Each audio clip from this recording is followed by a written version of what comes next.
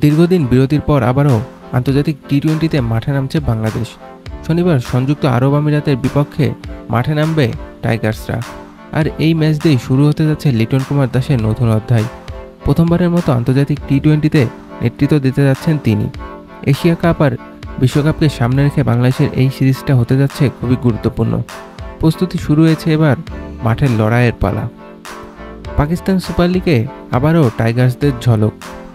লাহোর কালান্দার্সের শিবিরে যোগ দিয়েছেন বাংলাদেশের তারকা অলরাউন্ডার সাকিব আল হাসান। শনিবার সকালে সামাজিক যোগাযোগ মাধ্যমে পোস্টটি করে বিষয়টি নিশ্চিত করেছে ফ্র্যাঞ্চাইজিটি। দলের শক্তি বাড়াতে এ যেন এক বড় চমক। অন্যদিকে গুঞ্জন চলছিল আগে থেকেই, এবার সেই গুঞ্জনই সত্যি হলো। ভারত পাকিস্তানের সংঘাতের পর বিমানবন্দরে অনাকাঙ্ক্ষিত ঘটনার শিকার হয়েছিল স্টার্ক। তাই আর ঝুঁকি নিয়ে আইপিএলে বাকি অংশে ফিরছেন না মিচেল স্টার্ক। দিল্লি ক্যাপিটালসকে বিদায় জানিয়ে দেশেই থাকছেন তিনি।